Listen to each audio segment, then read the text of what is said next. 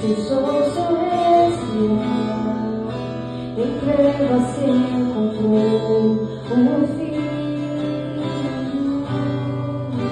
A guerra começou, a morte enfrentou, todo o poder das trevas vencido foi.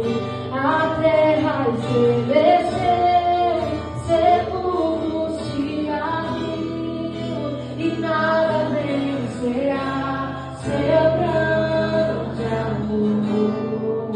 Ó morte, onde estás? O Rei ressuscitou, ele venceu pra sempre, pra sempre exaltado és, pra sempre adorado és, pra sempre ele vive, ressuscitou.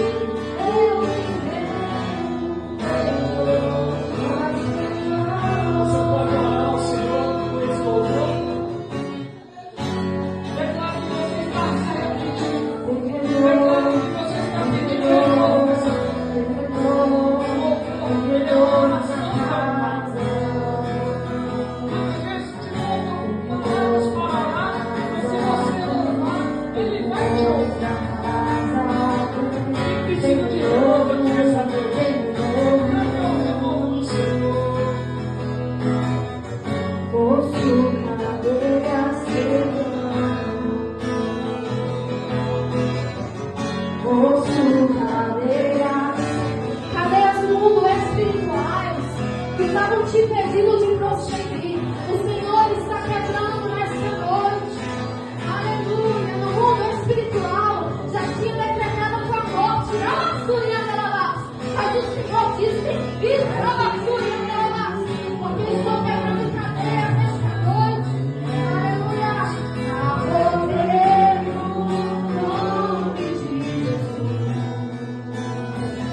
Há poder no nome de Jesus.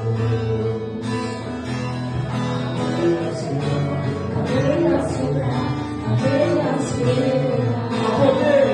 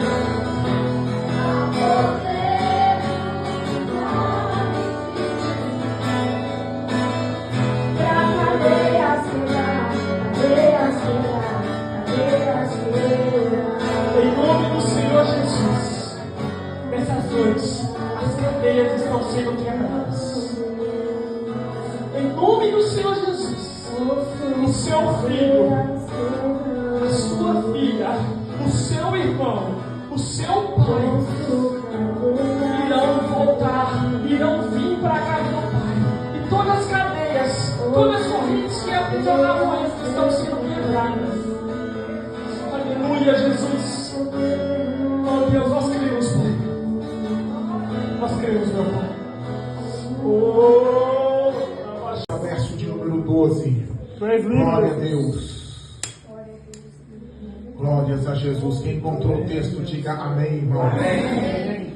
Diz assim a palavra do Senhor: ensina-nos a contar os nossos dias de tal maneira que alcancemos coração sábio. Oh, glória! Senhor, nós acabamos de ler a tua palavra. Continua falando conosco, porque a tua voz, meu Deus, é o motivo pelo qual nós não caímos. A tua voz é que nos mostra o caminho. A tua voz que nos alegra, nos cura e nos fortalece. Pode falar, porque a tua igreja está pronta para continuar te ouvindo, Senhor. Amém e amém. Maravilhoso para ele reinar, não como qualquer rei, mas reinar com a sabedoria divina. Você quer reinar na sua vida? Quer reinar na sua casa? Quer reinar Nesse ano de 2026, então, adquire a sabedoria. Quando a Bíblia fala para adquirir, é porque a sabedoria não é algo sem valor. A sabedoria é preciosa. Sabedoria não se acha em qualquer canto. Sabedoria tem que ser buscada, tem que ser desejada. A sabedoria, ela tem que ser alvo da nossa busca constante e precisamos estar dispostos a lutar para ter uma vida de sabedoria. A Bíblia diz que a tolice está ligada ao coração do menino. A Bíblia diz que a tolice faz parte da natureza humana, mas a sabedoria pode ser recebida, pode ser alcançada por quem precisa e deseja a sabedoria na sua vida. O apóstolo Tiago vai dizer que se alguém tem falta de sabedoria, peça a Deus, que a todos dá liberalmente. Aleluia. É muito lindo quando a pessoa, ela reconhece o seu estado. Ela olha para a sua vida e vê: eu tenho errado muito, eu tenho faltado em grandes coisas, eu tenho perdido muitas oportunidades, eu tenho feito muita bobagem na minha vida, eu não tenho sabedoria.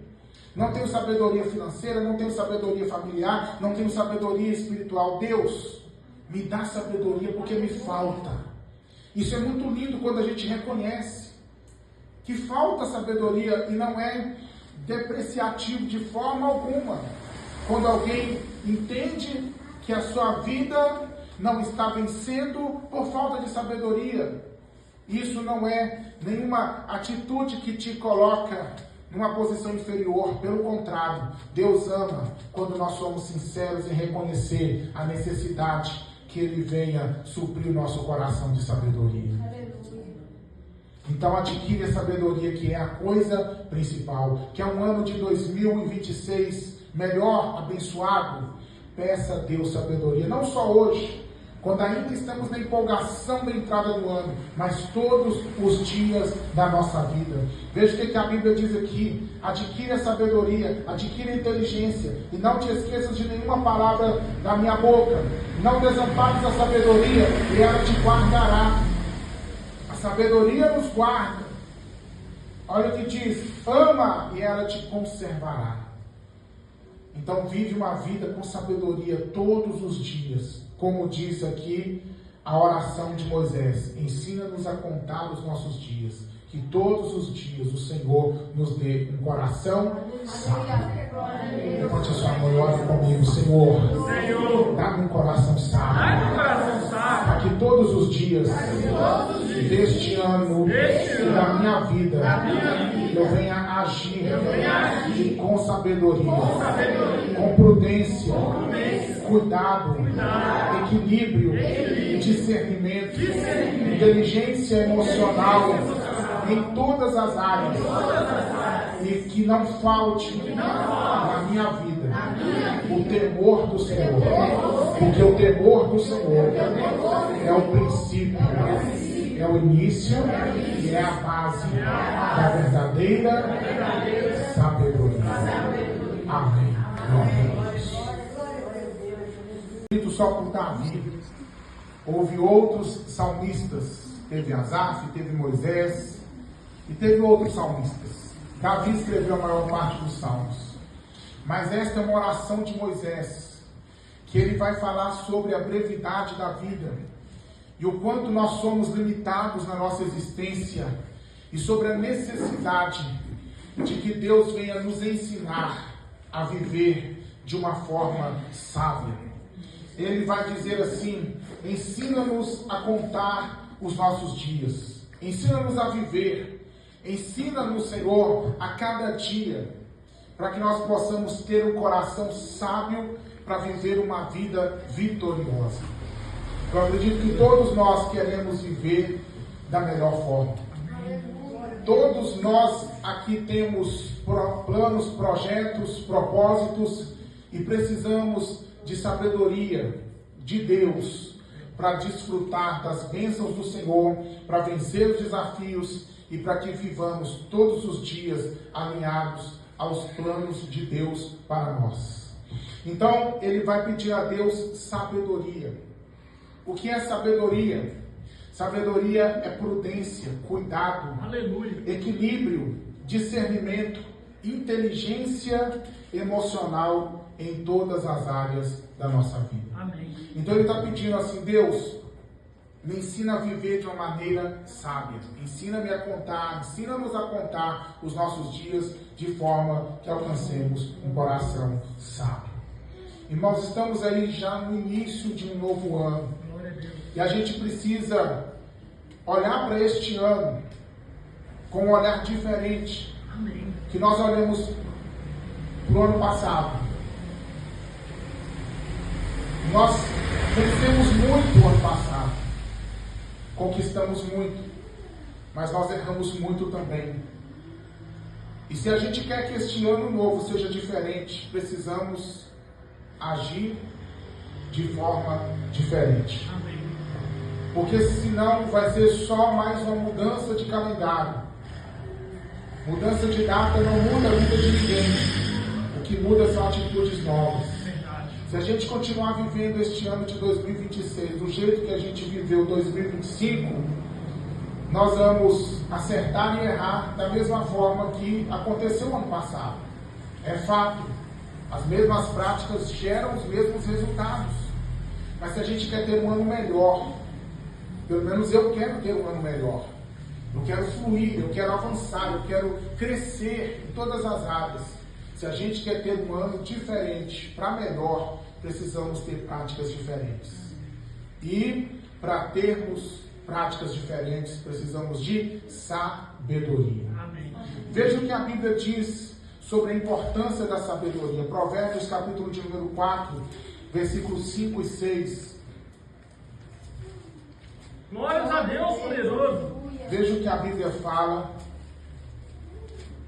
do valor que a sabedoria deve ter Oh, Deus, tu és nas vivo. nossas vidas.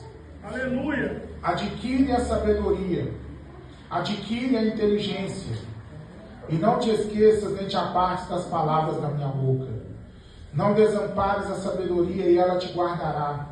Ama e ela te conservará. A sabedoria é a coisa principal. Então, o que é principal na nossa vida não é o dinheiro, não são as melhores oportunidades, não é a posição social elevada e de destaque. A sabedoria é que é a coisa principal.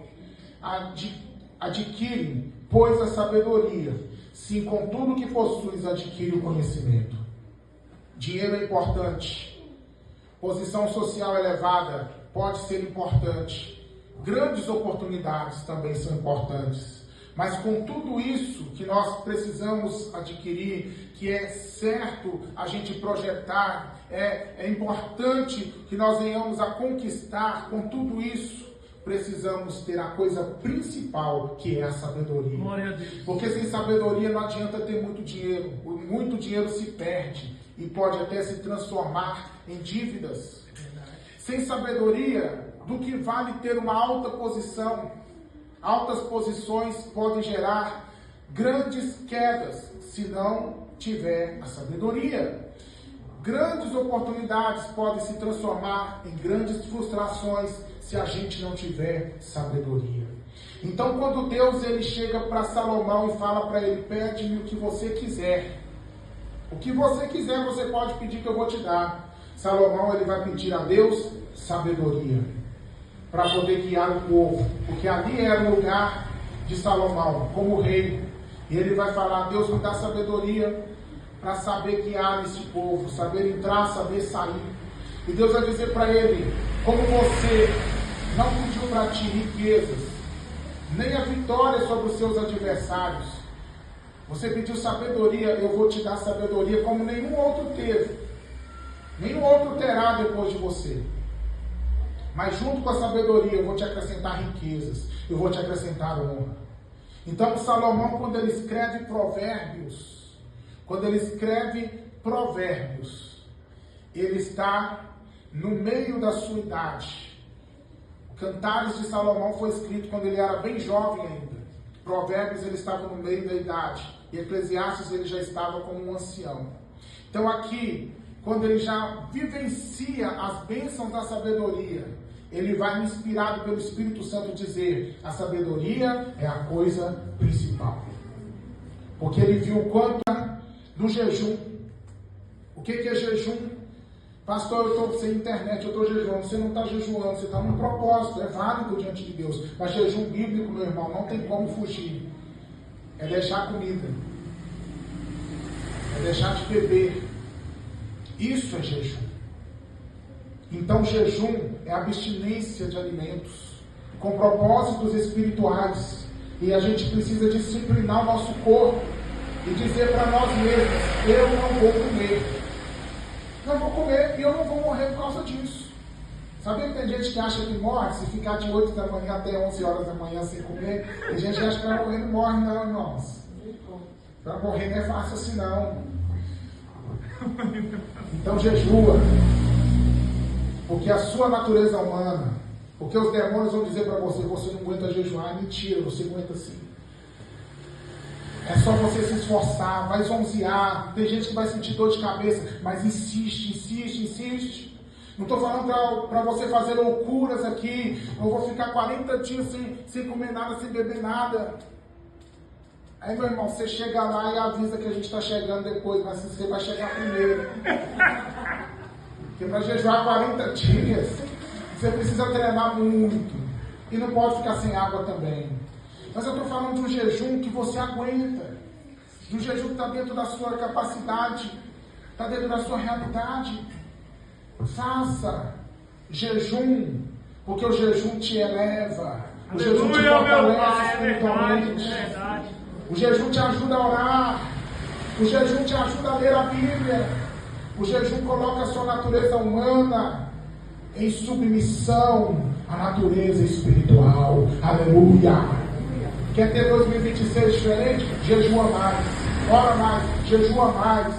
E outra, leia mais a Bíblia, estude mais a Bíblia, ore mais a Bíblia, medita mais na palavra de Deus, aprenda mais da palavra, tenha mais fome e sede de conhecer a palavra de Deus, porque aqui estão os segredos. Aleluia. Aqui estão os mistérios. Aqui está o pão que te fortalece, pão espiritual. Aqui está o poder, aqui está a espada do Espírito. Aleluia! Se você se alimentar da palavra, meu irmão, seu coração vai ficar cheio, vai ficar fortalecido, a sua mente vai ser renovada. Glória a Deus! Você sabia que a gente aceita Jesus e que a gente aceita Jesus, o nosso espírito nasce de novo, mas a nossa mente continua velha? Sabia disso?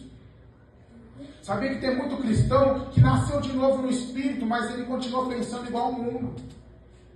A forma de ver as coisas é igual era no mundo. A mente continua conforme o mundo. Mas aí a Bíblia diz que a gente precisa renovar a nossa mente. Alinhar a nossa mente com a mente de Deus. Alinhar a nossa mente com a mente de Cristo. E como que a gente faz isso? Pela palavra do Senhor. Aqui estão os pensamentos de Deus. Então, quanto mais você lê e estudar a Bíblia, mais a sua mente vai sendo reprogramada para ver as coisas como Deus vê, para pensar como Deus pensa, para entender as coisas como Deus quer que você entenda. Então, renova sua mente com a palavra de Deus, fortalece o seu espírito com o pão espiritual que é a palavra de Deus. Tem as armas espirituais nas suas mãos que é a palavra de Deus. Assim você vai viver um 2026 cheio, forte, de pé, aleluia, com uma visão ampla daquilo que Deus tem para a tua vida. Louvado seja o nome do Senhor. O crente que é fortalecido na palavra, irmão, pode vir vento, pode ficar triste, pode ficar até abatido, mas nunca vai ser destruído, nunca vai ser fracassado, porque você está cheio da palavra que é o teu sustento, que é o teu alimento, que é a tua rocha. Aleluia! Às vezes você vai lá embaixo, você sente até o cheiro do chão, mas você não fica no pó não, porque você está firmado na palavra de Deus. Aleluia! Aleluia!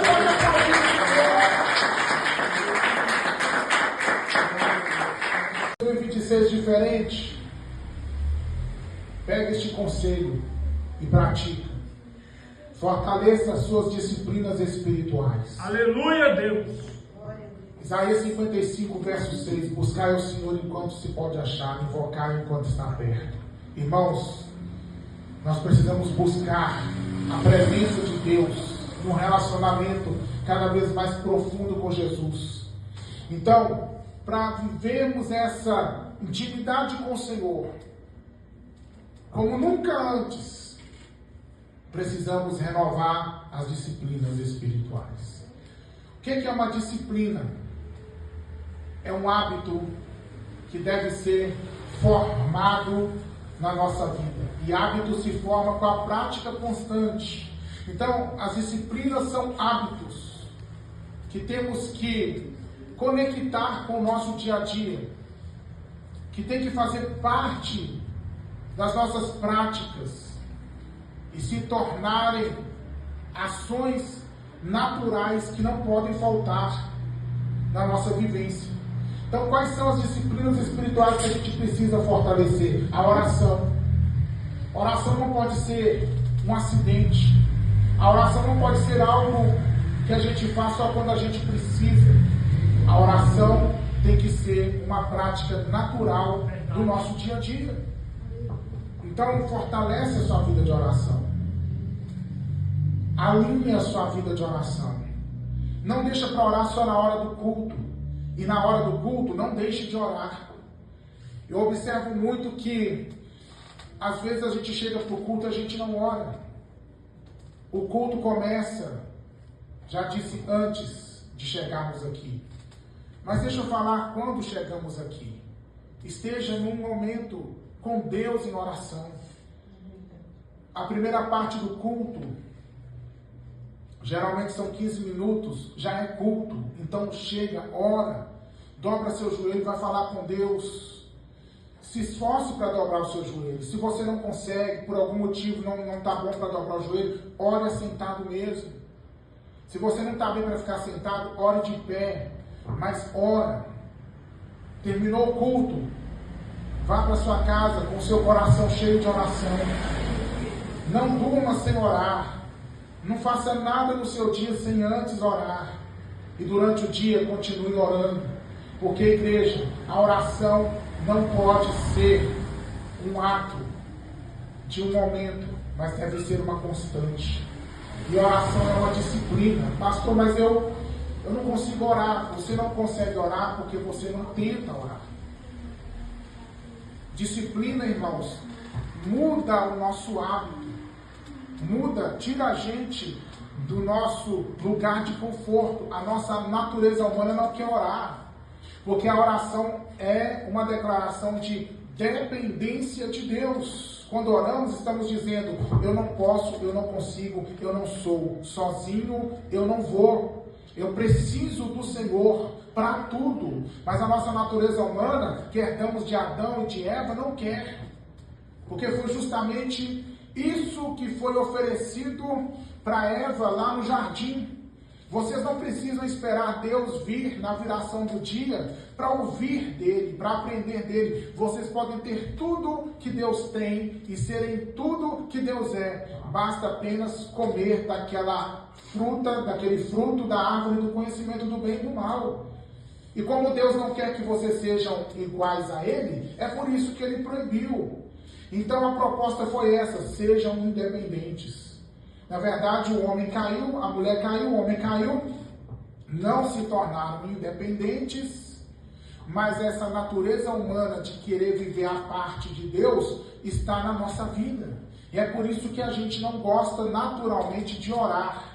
Mas quando você entra no espiritualmente, aí as coisas mudam. Porque a oração deixa de ser um fardo. A oração deixa de ser um sufocamento. A oração deixa de ser um peso. A oração se torna um dos melhores momentos da sua vida. Porque você aprende. Você coloca a sua carne em sujeição e você aprende a entrar na dimensão de um relacionamento, de um diálogo com Deus. E quando você vive essa graça, você vive o Éden antes do pecado. Você vive a bênção de se relacionar com o Senhor em oração, mas precisamos nos disciplinar. Coloque a sua carne em ordem. Pega a sua natureza humana, põe ela no altar aos pés de Cristo, põe ela aos pés da cruz e fala: você vai orar. Isso que é disciplina. Você vai orar. Mas eu não estou sentindo. Vai orar. Meu corpo está doendo. Vai orar. Minha garganta está ruim. Vai orar. Aleluia. Estou com sono. Vai orar. Ora de pé, lava o rosto. Ora andando. É assim que eu faço, irmão. Quando eu começo a orar de joelho, que o sono vem, eu levanto, fico de pé. Quando eu já orei dormindo de pé, aí eu começo a andar para o sono ir embora. Mas que tem que orar, tem que orar. E quando você vai se disciplinando, chega um momento que se torna natural para você a oração. Fortaleza, está mortificado, tá? Se você anda no Espírito, mas a sua natureza humana tá, então não dá lugar para a carne. Porque se der lugar para a carne, ela te domina. Se der lugar para a carne, meu irmão, daqui a pouco, você nem lembra que é crente mais. Cuidado com a carnalidade. E carnalidade, irmão, não é só pecado de imoralidade, não. Carnalidade vai muito além. Inveja é carnalidade. Fofoca é carnalidade. Mentira é carnalidade. Briga é carnalidade. Tudo isso é carnalidade. Ódio é carnalidade. Explosão é carnalidade. Crente não pode ser, irmão, crente brigador. Qualquer coisa está explodindo, quer bater, quer brigar, quer xingar. Tudo isso é carne. E a gente tem que viver uma vida espiritual para a gente não fazer a vontade da nossa carne. Então vigia com a tua carne. Não dá sustento para a tua carne. Se você sabe que algo é tua fraqueza, foge disso. Pula fora disso em nome de Jesus. Aleluia, Deus! Porque com o diabo, irmão, você faz o seguinte. Eu estou falando aqui, tudo que eu estou falando está na Bíblia. Com o diabo você resiste, ele foge. Mas a carne, você que tem que fugir. Você que tem que fugir da aparência do mal. Tem coisa que para o irmão aqui não é fraqueza, mas para o outro é. Você conhece a sua fraqueza.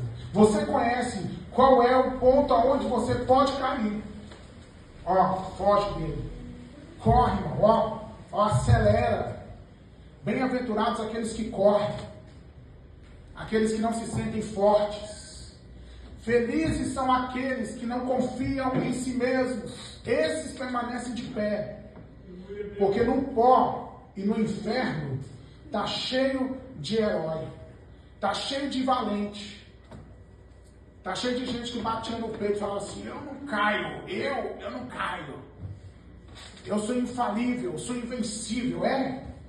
Conheço um tanto que está no pó e outros estão na perdição. Porque morreram desconectados do Senhor.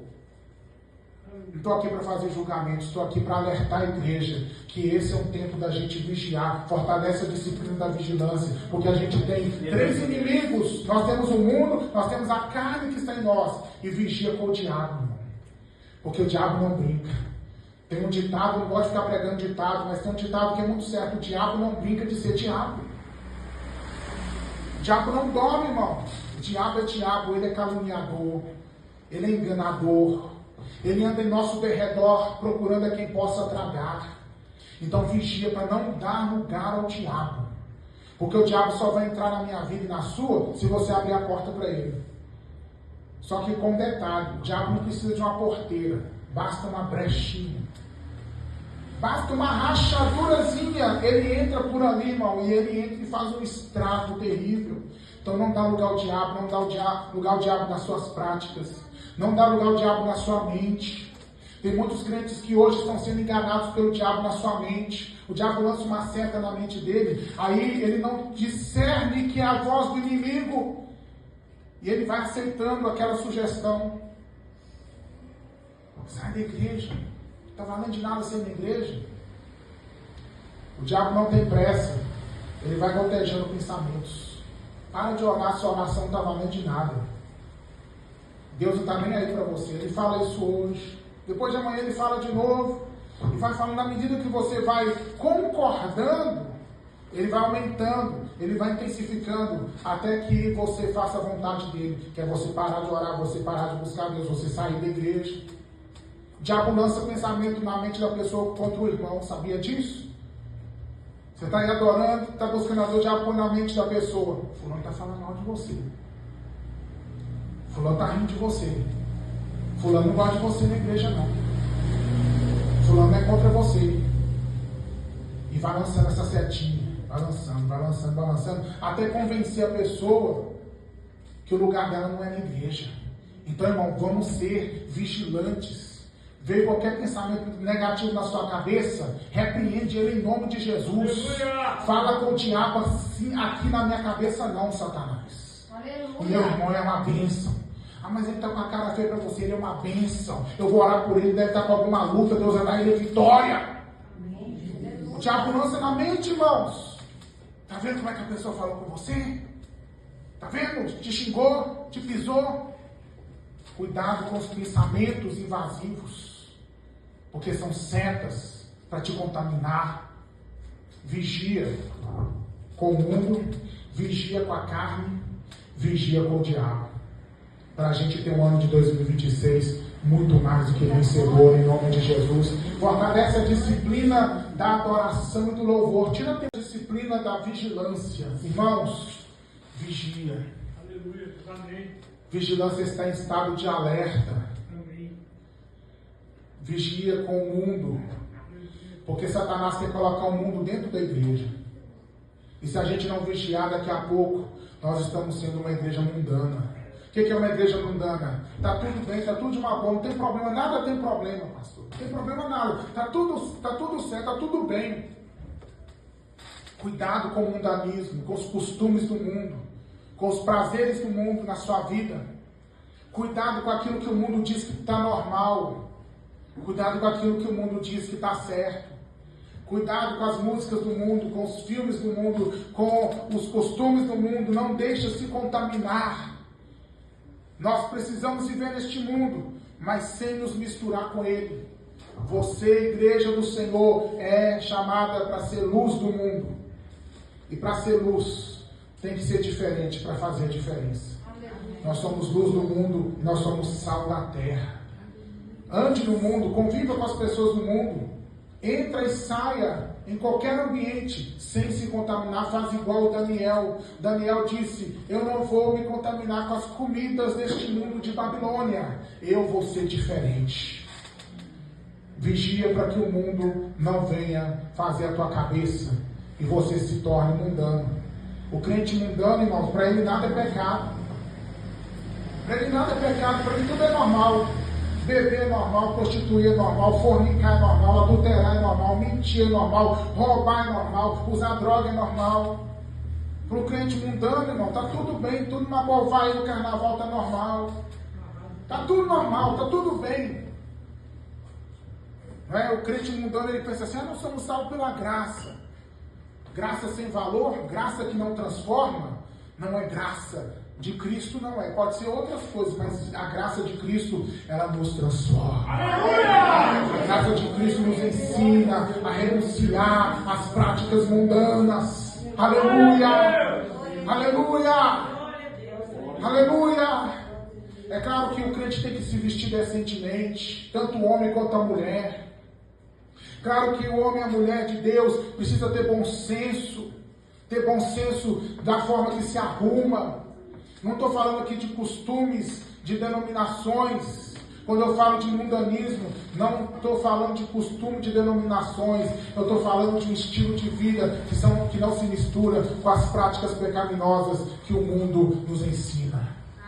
Porque nós vivemos alinhados não com o ensino do mundo, mas com o ensino da palavra de Deus. A mulher crente pode se arrumar. A mulher crente pode usar uma calça comprida, pode. A mulher crente pode se vestir, mas com decência e com ordem.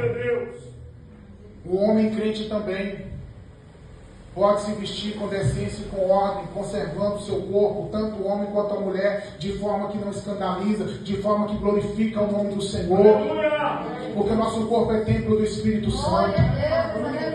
Nosso corpo tem que ser conservado para a morada de Deus, para a glória de Deus.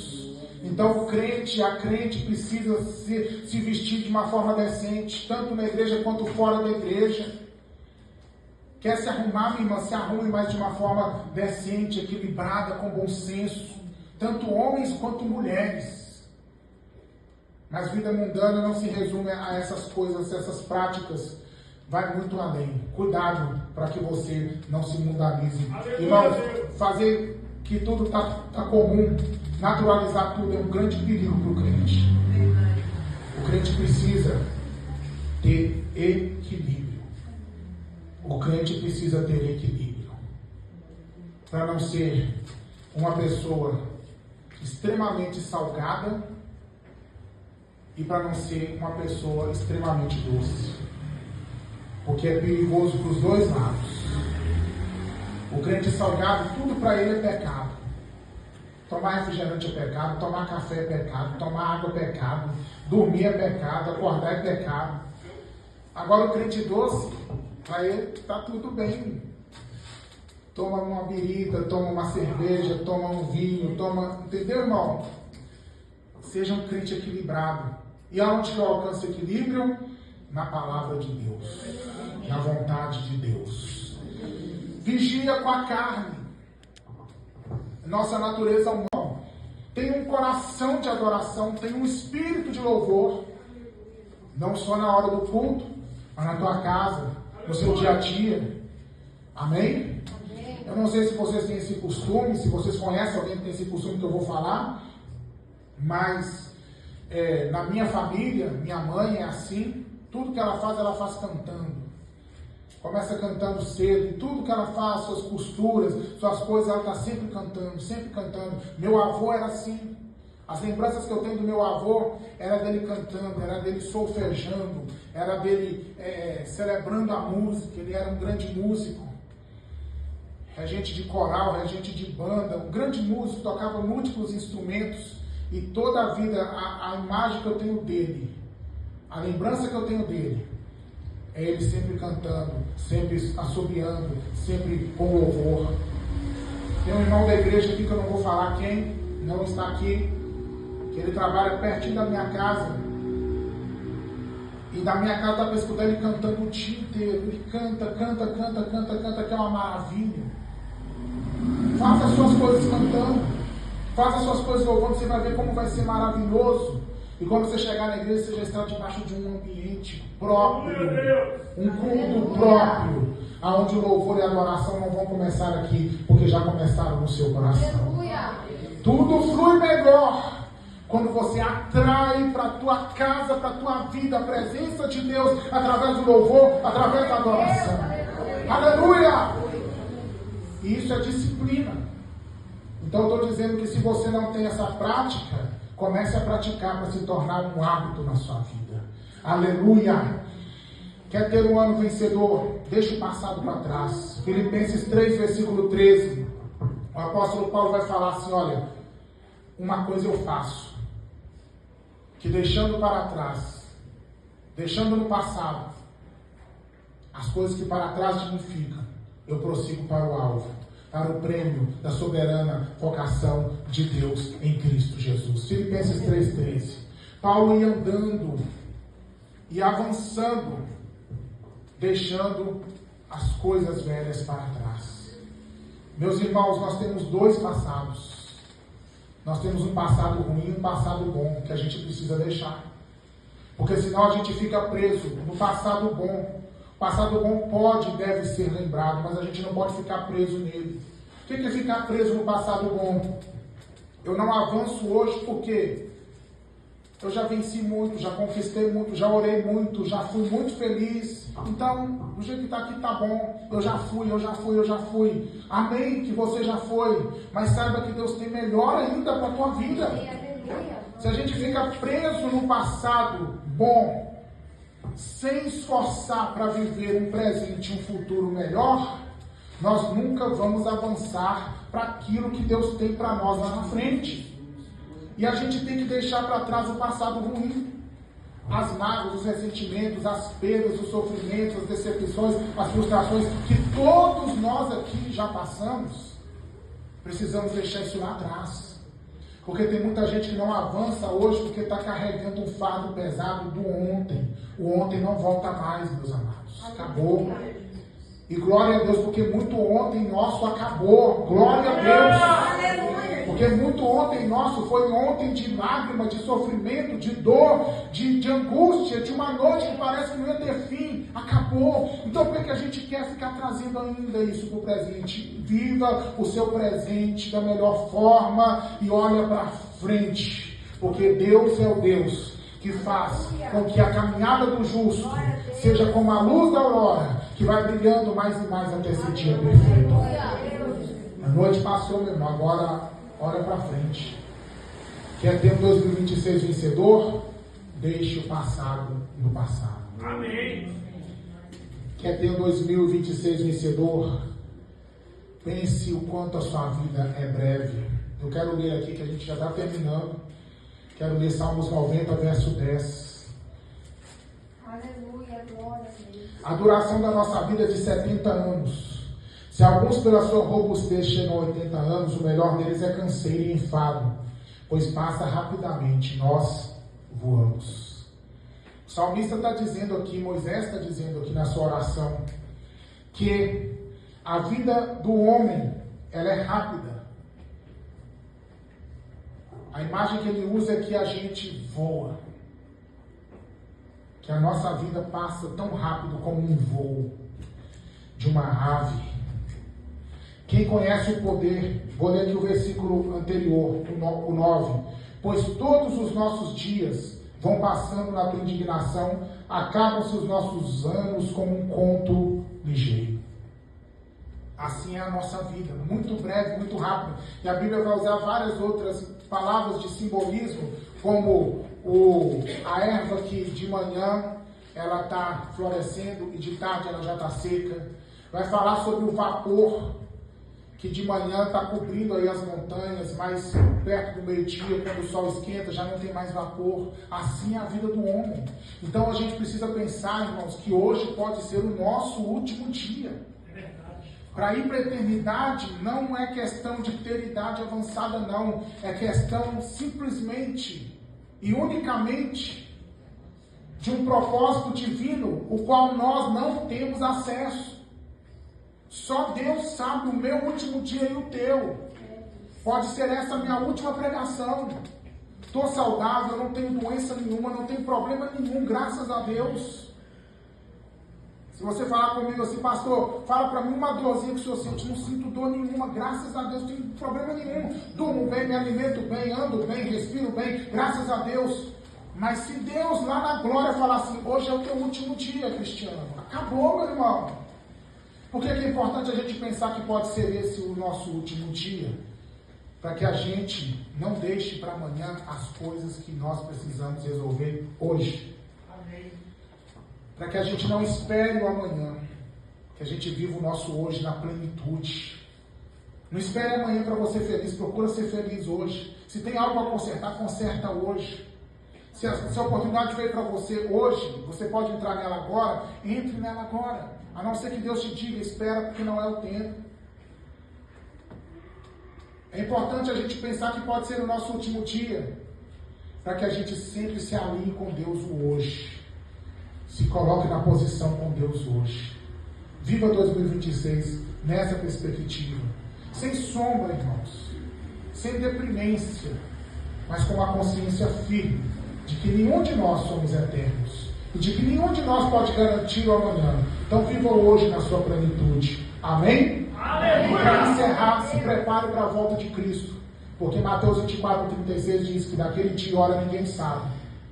Quer dizer que Jesus pode voltar hoje, pode voltar amanhã, ou depois de amanhã, ou daqui a 5 anos, 10 anos, 50 anos, nós não sabemos. Então, viva sempre na perspectiva de que Jesus pode voltar agora. E a pergunta que nós precisamos fazer para nós mesmos é: eu estou preparado? Se Jesus volta hoje, você vai ou você fica? Responda para você mesmo. Porque pode ser a qualquer hora, a qualquer instante, a qualquer momento. Aproveite as oportunidades boas, Eclesiastes 9, versículo 10. Tudo quanto te vier na mão para fazer, faça-o conforme as tuas forças. Oportunidades da vida. Faz conforme vier nas suas mãos a oportunidade para crescer, para vencer, para ser feliz. Faz conforme a sua capacidade. e conforme a oportunidade surgir para você ter uma vida melhor. Mas eu quero falar também do reino de Deus. Tudo quanto te vier à mão para fazer o reino de Deus, faça conforme as suas forças. Viva esse 2026 aproveitando as oportunidades para estar na igreja, para orar, para pregar, para evangelizar alguém, para interceder, para cantar, para adorar o Senhor, para abrir um culto, para aprender a tocar um instrumento, para fazer aquilo para o qual você nasceu. Aproveite as oportunidades de Deus na sua vida. Tudo quanto tiver à mão para fazer, faça conforme as suas forças. E para encerrar, fica de pé, por favor. Eu falei aqui, conselhos para 2026. Busque a sabedoria, fortaleça as disciplinas espirituais, deixe o passado para trás, pense na brevidade da vida, na volta iminente de Jesus. Aproveite todas as boas oportunidades. E por último, Salmos 37, verso 5. Entrega os teus caminhos ao Senhor, confia nele e o mais ele fará. Que todo esse ano, todos os dias, aquilo que você for fazer, entregue a Deus primeiro. Não tome decisões sem antes esperar no Senhor. Não faça, não venda, não compre, não vá, não volte, não entre, não saia, sem antes entregar o teu caminho ao Senhor. Porque pela precipitação do homem, muitos erros são cometidos. Alguns são consertáveis, outros não. Por causa de um momento emocional. Tem gente que destrói família, destrói finanças, destrói relacionamentos, destrói ministério, destrói seus próprios sonhos, por causa de um impulso de um momento. Que se tivesse colocado aquilo que sentia e aquilo que previa nas mãos de Deus e esperado nele, não teriam agido, falado ou feito qualquer coisa que deu errado. Que nós possamos, esse ano e todos os dias, entregar os nossos caminhos ao Senhor. Confia nele. Confia, irmão, confia.